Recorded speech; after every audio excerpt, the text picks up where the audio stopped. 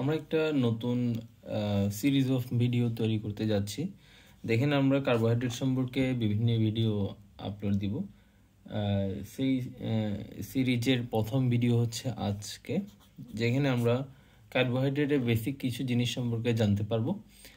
প্রথমে কার্বোহাইড্রেট কি? কার্বোহাইড্রেট হচ্ছে সহজ ভাষায় বলতে গেলে এটা হচ্ছে hydrates of carbon. Hydrates of carbon hydrates of carbon মানে হচ্ছে, এখানে হাইড্রেটস বলতে বোঝাচ্ছে পানিকে, অর্থাৎ এখানে পানি এবং হচ্ছে কি কার্বন বিভিন্ন অনুপাতে পানি এবং কার্বন থাকে। এটাকে হাইড্রেটস অফ কার্বন বলার কারণ হচ্ছে কার্বোহাইড্রেটে মূলত থাকে হচ্ছে কার্বন, হাইড্রোজেন এবং অক্সিজেন। এখানে হাইড্রোজেন এবং অক্সিজেন যে রেশিওতে থাকে সেটা হচ্ছে পানির মতো 2:1। পানির মতো 2:1, যে সেজন্য এটাকে বলা হয় যে হাইড্রেটস অফ কার্বন। আমরা যদি জেনারেল ফর্মুলা ফোকাস করি, কার্বোহাইড্রেটের জেনারেল ফর্মুলাকে প্রকাশ করে এভাবে CxH2O(Y) এই হিসেবে প্রকাশ করা হয়। কোনো এই কার্বোহাইড্রেট যারা রয়েছে তারা প্রায় সকলেই জেনারেল ফর্মুলাকে ফলো করে, তবে কিছু কম্পাউন্ড কার্বোহাইড্রেট রয়েছে যারা জেনারেল ফর্মুলাকে ফলো করে না, তবে তারা কার্বোহাইড্রেট। আবার কিছু কম্পাউন্ড রয়েছে অর্গানিক যারা হচ্ছে এই কার্বোহাইড্রেটের এই জেনারেল ফর্মুলাকে ফলো করে, তবে তারা কার্বোহাইড্রেট নয়। প্রথমে আমরা জানবো হচ্ছে কি যেগুলো এই জেনারেল ফর্মুলাকে ফলো করে। ফর এক্সাম্পল হচ্ছে আমরা বলতে পারি যে আমরা যেটা জানি এটা হচ্ছে C6H12O6, এটা হচ্ছে গ্লুকোজের সংকেত। এই গ্লুকোজ হচ্ছে এই ফর্মুলাকে ফলো করে। আমরা যদি এটাকে সিম্পলিফাই এই ফর্মুলা অনুযায়ী লিখি সেটা হবে C6H2O6। তাহলে আমরা দেখতে পাচ্ছি যে গ্লুকোজ যেহেতু জেনারেল ফর্মুলাকে ফলো করে, সেহেতু গ্লুকোজ হচ্ছে একটি কার্বোহাইড্রেট। অ্যানাদার এক্সাম্পল হচ্ছে C12H22O11, এটা হচ্ছে সুক্রোজের সংকেত। এই সুক্রোজও হচ্ছে কার্বোহাইড্রেটের জেনারেল ফর্মুলাকে ফলো করে। আমরা যদি জেনারেল ফর্মুলার মতো করে লিখি, আমরা দেখতে পাই যে এটা জেনারেল ফর্মুলাকে ফলো করে, অর্থাৎ এটা হচ্ছে একটি কার্বোহাইড্রেট। আবার কিছু কার্বোহাইড্রেট রয়েছে যারা জেনারেল ফর্মুলাকে ফলো করে না। আমরা যদি একটা এক্সাম্পল দিই সেটা হচ্ছে C6H12O5, এটার নাম হচ্ছে রেমনোস। এটি কার্বোহাইড্রেট জেনারেল ফর্মুলাকে ফলো করে না। যদি জেনারেল ফর্মুলাকে ফলো করতে হতো এখানে অবশ্যই 6 হতে হতো, কিন্তু এখানে 5 রয়েছে, অক্সিজেন একটু কম রয়েছে, কিন্তু এটা হচ্ছে কার্বোহাইড্রেট। আরেকটা এক্সাম্পল হচ্ছে C7H14O6, এটাও জেনারেল ফর্মুলাকে ফলো করে না, কিন্তু এটি কার্বোহাইড্রেট, এর নাম হচ্ছে র্যামনোহেক্সোস। আরেকটা হচ্ছে এক্সাম্পল হচ্ছে C6H2O4, যেটার নাম হচ্ছে ডিজিটক্সোস। এটাও জেনারেল ফর্মুলাকে ফলো করে না, বাট এটা কার্বোহাইড্রেট। আবার কিছু কম্পাউন্ড রয়েছে তারা এই জেনারেল ফর্মুলাকে ফলো করে, কিন্তু তারা কার্বোহাইড্রেট নয়। এর প্রথম এক্সাম্পল হচ্ছে যে আমরা বলতে পারি ফর্মালডিহাইড। আমরা যদি এটাকে ফর্মুলা অনুযায়ী, এই জেনারেল ফর্মুলা অনুযায়ী সাহায্যে আমরা লিখতে পারি যে C1H2O1। আমরা দেখতে পাচ্ছি এটা জেনারেল ফর্মুলাকে ক্লিয়ারলি ফলো করে, বাট এটা কার্বোহাইড্রেট নয়। দ্বিতীয় যে এক্সাম্পল আমরা দিতে যাচ্ছি সেটা হচ্ছে কি অ্যাসিটালডিহাইড। তো এটা যদি আমরা জেনারেল ফর্মুলার মতো করে লিখে দিই সেটা হবে C2H2O2। তো আমরা দেখতে পাচ্ছি এটা জেনারেল ফর্মুলাকে ফলো করে, বাট এটা কার্বোহাইড্রেট নয়, এটা জাস্ট একটা অর্গানিক কম্পাউন্ড। তো আমরা হচ্ছে পরবর্তীতে আমরা এখন জানবো হচ্ছে classification of carbohydrate. Carbohydrate classification সম্পর্কে জানতে পারবো এখন। কার্বোহাইড্রেটকে ব্রডলি দুই ভাগে ভাগ করা হয়। ব্রডলি ভাগ করা হচ্ছে দুই ভাগে। আমরা এটাকে দুই ভাগে ভাগ করতে পারি, একটা হচ্ছে সুগার আর একটা হচ্ছে কি নন সুগার।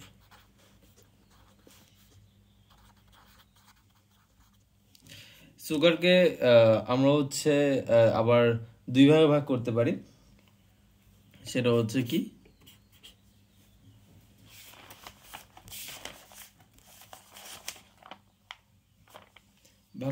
সেটা হচ্ছে মনোস্যাকারাইড,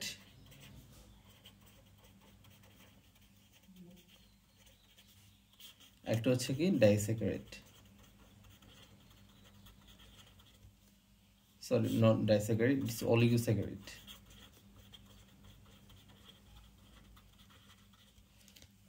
এটা হচ্ছে যে তাদের হাইড্রোলাইসিসের উপর ভিত্তি করে। মনোস্যাকারাইড হচ্ছে যাদেরকে হাইড্রোলাইসিস করলে আর কোনো ফার্দার কোনো কার্বোহাইড্রেট পাওয়া যায় না, তারা হচ্ছে মনোস্যাকারাইড। মনোস্যাকারাইডের কে আমরা আবার ভাগ করতে পারি, সেটা হচ্ছে অ্যালডোস ও কিটোস। এই অ্যালডোস এবং কিটোস সম্পর্কে আমরা একটু পরে আবার ডিটেলসে জানতে পারবো। আরেকটা হচ্ছে কি অলিগোস্যাকারাইড। অলিগোস্যাকারাইড হচ্ছে যাদেরকে হাইড্রোলাইসিস করলে একাধিক 2 বা ততোধিক হচ্ছে কি মনোস্যাকারাইড পাওয়া যায়। এটাকে কয়টা মনোস্যাকারাইড পাওয়া যাচ্ছে তার ভিত্তিতে ভাগ করা যায়, সেটা হচ্ছে কি ডাইস্যাকারাইডে ভাগ করা যায়। ডাইস্যাকারাইড মানে হচ্ছে এই ডাইস্যাকারাইডকে হাইড্রোলাইসিস করলে 2টি মনোস্যাকারাইড পাওয়া যায়।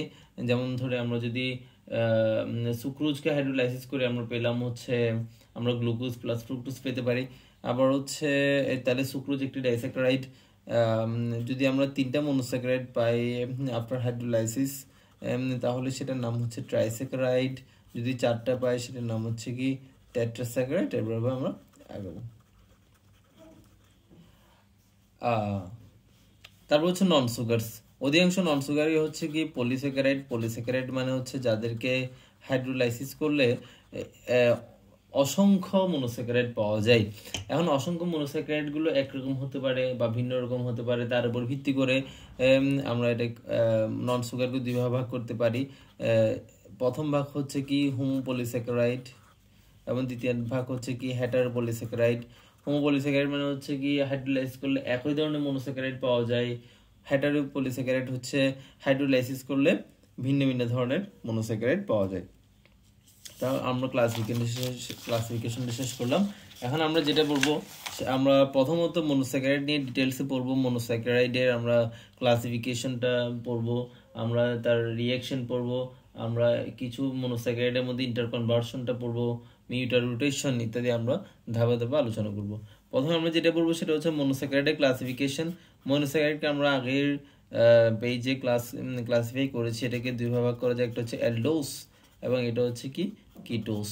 অ্যালডোস মানে হচ্ছে সেটাতে অ্যালডিহাইড গ্রুপ থাকে এবং ওই মনোস্যাকারাইডে অ্যালডিহাইড গ্রুপ থাকে, এবং কিটোস মানে হচ্ছে সে অ্যালডিহাইডে হচ্ছে কি কিটোন গ্রুপ থাকে। আমরা যদি একটা এক্সাম্পল দিই, বেশি আমরা কার্বোহাইড্রেটের আমাদের কাছে সবচেয়ে যেটা পরিচিত সেটা হচ্ছে গ্লুকোজ। তো গ্লুকোজের এক্সাম্পল দিয়ে যদি শুরু করি, সেটা গ্লুকোজের স্ট্রাকচারটা কিরকম, এটা হচ্ছে CHO আমরা উপরে দিলাম, এটাতে কি থাকে অ্যালডিহাইড গ্রুপ থাকে। এটা কি গ্লুকোজটা একটা হচ্ছে কি অ্যালডোস, এটা সংকেতটা এইভাবে।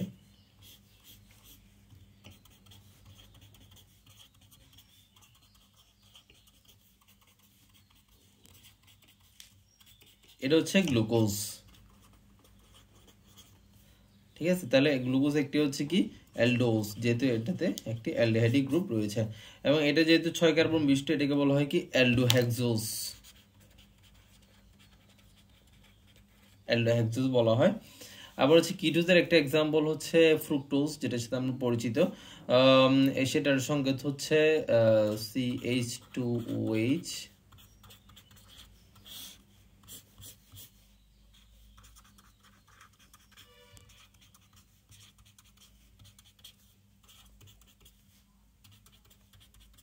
তবে এদের নামকরণে কিছু ব্যাপার রয়েছে, আমরা চাইলে এটাকে শুধুমাত্র ফ্রুক্টোজ বলতে পারবো না। এটাকে তাদের হাইড্রোক্সিল গ্রুপ বামে ডানে এর উপর ভিত্তি করে DL সিস্টেমে তাদেরকে ভাগ করা হয়েছে। সেই DL এ তাদেরকে অবশ্যই ফেলতে হবে। তাহলে আমরা যদি দেখি যে তাদের নামকরণটা কিভাবে করে, সেটা হচ্ছে আমরা দেখতে পাচ্ছি এটা হচ্ছে কি প্রজেকশন বলা হয় এটাকে, অবশ্যই এটাকে ফিশার প্রজেকশন বলা হয়। এবং ফিশার প্রজেকশন দিয়ে এরকম স্কেলেটন দিয়ে লেখা হয়। তো কার্বোহাইড্রেটের নামকরণে হচ্ছে এই যে আমরা 6 কার্বন বিশিষ্ট বা যে কার্বন বিশিষ্ট এরকম যদি স্কেলেটন থাকে, এটা 3 কার্বন বিশিষ্ট হতে পারে। 3 কার্বন বিশিষ্ট হলে ওইগুলোকে যদি অ্যালডিহাইড অ্যালডোস হয় তাদেরকে বলা হয় কি অ্যালডোট্রাইওস। 4 কার্বন বিশিষ্ট হলে তাদেরকে বলা হয় যে অ্যালডোটেট্রাওস। এভাবে হচ্ছে অ্যালডোপেন্টাওস, অ্যালডোহেক্সোস, অ্যালডোপেন্টোস, অ্যালডোহেক্সোস এভাবে আগানো হয়।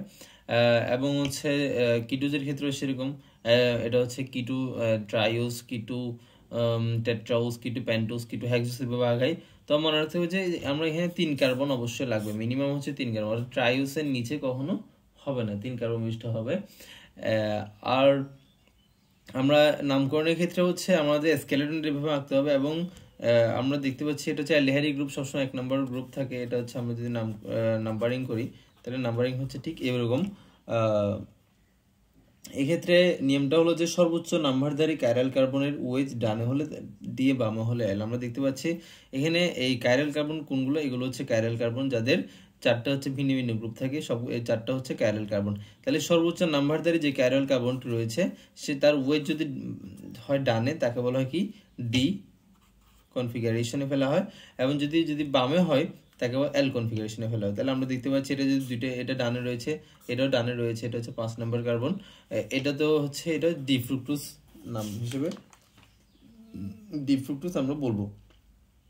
আমরা এর আগে একটু বলেছি যে কোন একটা কার্বোহাইড্রেট অবশ্যই সর্বনিম্ন 3টা কার্বন থেকে শুরু হয়, এর নিচে হতে পারে না, এবং 3 কার্বন বিশিষ্ট যে কার্বোহাইড্রেট রয়েছে সেটার নাম হচ্ছে অ্যালডোজের ক্ষেত্রে এটার নাম হচ্ছে, আমরা এটা কিভাবে লিখতে পারি, এটা হচ্ছে গ্লিসারলডিহাইড।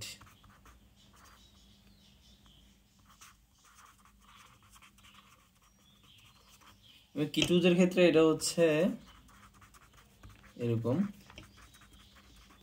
এটার নাম হচ্ছে ডাইহাইড্রোক্সি এসিটোন। আমরা দেখতে পাচ্ছি ডাইহাইড্রোক্সি এসিটোন হচ্ছে তার নাম। আচ্ছা, এখন আমরা কার্বোহাইড্রেটের মনোস্যাকারাইড যেটা আমরা পড়ছি এতক্ষণ, এই মনোস্যাকারাইডের রিঅ্যাকশনে চলে যাব। মনোস্যাকারাইডের রিঅ্যাকশন টাইপের মধ্যে অনেক ধরনের রিঅ্যাকশন রয়েছে। আমরা প্রথমে যেটা বলবো সেটা হচ্ছে অক্সিডেশন। এই মনোস্যাকারাইড অক্সিডেশন হচ্ছে অক্সিডাইজিং এজেন্টের উপর ভিত্তি করে কয়েকটা রকমের হতে পারে। প্রথমে আমরা যদি বলি যে এটা হচ্ছে মাইল্ড অক্সিডাইজিং এজেন্ট যদি দেওয়া হয়, মাইল্ড অক্সিডাইজিং এজেন্ট যেমন হচ্ছে ব্রোমিন ওয়াটার দিলে হবে একরকম, আমরা একটু পড়ি, এটাই পড়ে ফেলি আমরা। মাইল্ড অক্সিডাইজিং এজেন্ট দিলে কিরকম হয়, মাইল্ড অক্সিডাইজিং এজেন্ট আমরা মাইল্ড অক্সিডাইজিং এজেন্ট দিলে কিরকম হয় দেখি। এটা হচ্ছে একটা কার্বোহাইড্রেট, আমরা আবার আঁকি, এটার নাম হচ্ছে কি, এটার নাম হচ্ছে ডি গ্লুকোজ, রাইট?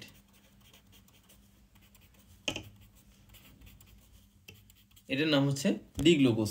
এখানে যখন আমরা ব্রোমিন ওয়াটার দিয়ে হচ্ছে তাকে অক্সিডেশন করব, তার যে এই সিএইচও অ্যালডিহাইড গ্রুপ যেটা রয়েছে সেটাই শুধুমাত্র জারিত হবে এবং অ্যাসিডে রূপান্তরিত হবে। আমরা জানি অ্যাসিডকে জারণ করলে কি উৎপন্ন হয়, অ্যালডিহাইডকে জারিত হয়ে অ্যাসিড উৎপন্ন হয়। বাকিগুলো ঠিক থাকবে। আমি এই পাশে কিছু না লিখলেও এখানে এক পাশে ওয়েজ হলো, আরেক পাশে অবশ্যই এইচ, এক পাশে এইচ হলো, আরেক পাশে ওয়েজ হবে। এবং এর নামটা হচ্ছে, এটা যেহেতু শুরু হয়েছে ডি গ্লুকোজ অথবা অ্যালডোজ জেনারেলি বলা হবে, এবং এর নামটা হচ্ছে অ্যালডোনিক অ্যাসিড। যেহেতু এটা গ্লুকোজ, এর নাম হচ্ছে গ্লুকোনিক অ্যাসিড। গ্লুকোনিক অ্যাসিড। আমাদের মোটামুটি অক্সিডেশন এখানেই শেষ। তবে আমাদের মাঝে মধ্যে বিভিন্ন প্রোডাক্ট তৈরি করতে বলতে পারে, যেমন প্রিপারেশন আসতে পারে যে সরবিটল প্রস্তুতি। এই সরবিটলটা আমরা কিভাবে প্রস্তুত করব সেটা আমাদের একসাথে দেখে ফেলাটা ভালো হবে। এই যে আমরা ব্রোমিন ওয়াটার দিয়ে তার অক্সিডেশন গ্লুকোনিক অ্যাসিড পেলাম, এটাকে যদি আমরা এখানে যদি তাপ দিই তাহলে কি হয়ে যাবে, ইভাপোরেশন হয়ে পানি বের হয়ে যাবে। পানি বের হলে পানিটা কিরকম ভাবে বের হবে, পানিটা বের হবে হচ্ছে যে এইখানে যে ওয়েজ রয়েছে সে ওয়েজ যাবে, এবং এখান থেকে এখানে হচ্ছে 1 2 3 4 4 নম্বর, অথবা আমরা বলতে পারি যে এটা সিএইচ ডাবল হচ্ছে পাশে, এটা হচ্ছে আলফা কার্বন, এটা হচ্ছে বিটা কার্বন, এটা হচ্ছে কি গামা কার্বন। গামা কার্বন থেকে এই এইচটা বের হবে, বের হয়ে এখানে একটা লিঙ্ক আপ হবে। সেটা কিরকম আমরা একটু দেখি।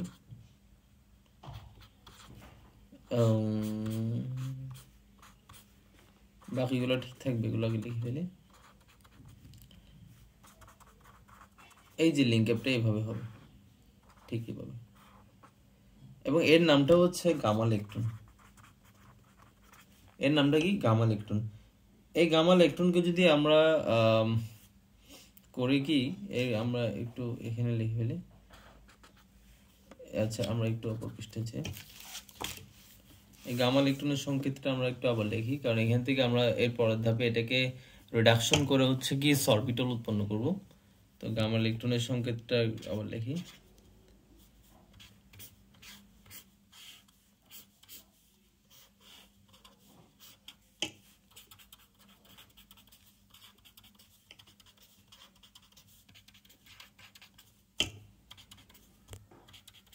একে যখন আমরা হচ্ছে সোডিয়াম বোরোহাইড্রেট একটা রিডিউসিং এজেন্ট, এর উপস্থিতি যদি যখন রিডাকশন করব, রিডাকশন করলেই এই যে আমাদের কিটু গ্রুপ সেটা হচ্ছে রিডিউসড হয়ে অ্যালডিহাইড গ্রুপ রিডিউসড হয়ে আমরা জানি হচ্ছে অ্যালকোহল উৎপন্ন করে, তখন এটা অ্যালকোহল উৎপন্ন করবে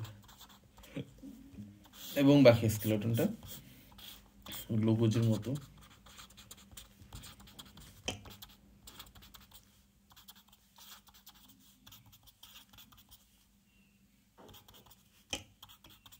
এবং এর নাম হচ্ছে সরবিটল। এটা খুবই একটা ইম্পর্টেন্ট স্ট্রাকচার এবং ইম্পর্টেন্ট কম্পাউন্ড, আমাদের বিভিন্ন প্রস্তুতিতে এটা লাগতে পারে। আমরা দ্বিতীয় ধাপের যে অক্সিডাইজিং এজেন্ট সেটাকে বলবো, সেটা হচ্ছে যে স্ট্রং অক্সিডাইজিং এজেন্ট। সেই স্ট্রং অক্সিডাইজিং এজেন্টটা কি? সেই স্ট্রং অক্সিডাইজিং এজেন্টটা হচ্ছে কি আর কিছু না, সেটা হচ্ছে নাইট্রিক অ্যাসিড। নাইট্রিক অ্যাসিড দ্বারা যদি আমরা অক্সিডাইজ করি, তাহলে ব্রোমিন ওয়াটার দ্বারা আমরা দেখেছি শুধুমাত্র যে অ্যালডিহাইড গ্রুপ, সেই অ্যালডিহাইড গ্রুপটা অক্সিডাইজড হয়ে অ্যাসিডে রূপান্তরিত হয়েছে। কিন্তু আমরা যখন হচ্ছে strong oxidising agent nitric acid দিব, এই নাইট্রিক অ্যাসিড দিলে হচ্ছে প্রান্তিক যে একটা অ্যালডিহাইড গ্রুপ এবং হচ্ছে সেকেন্ডারি অ্যালকোহলিক গ্রুপ রয়েছে, তারা হচ্ছে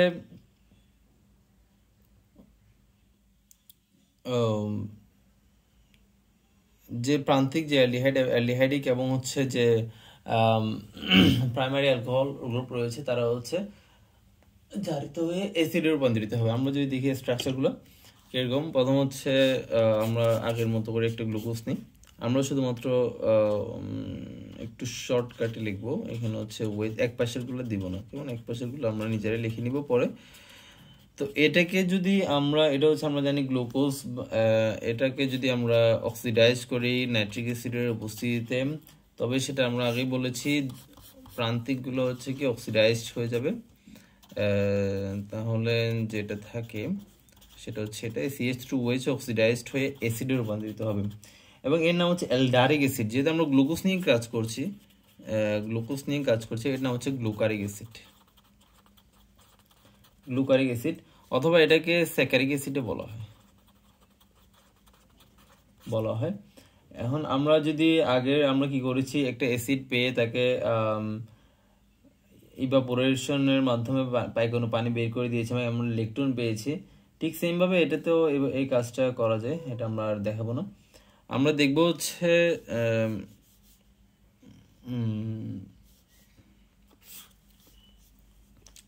যে এখানে ফ্রুক্টোজের ক্ষেত্রে ব্যাপারটা কিরকম হয়। ফ্রুক্টোজের ক্ষেত্রে সংকেতটা আমি একটু ভুলে ফেলছি। ফ্রুক্টোজের ক্ষেত্রে হচ্ছে সংকেত আমরা জানি, আগে পড়ে এসেছি এরকম, রাইট?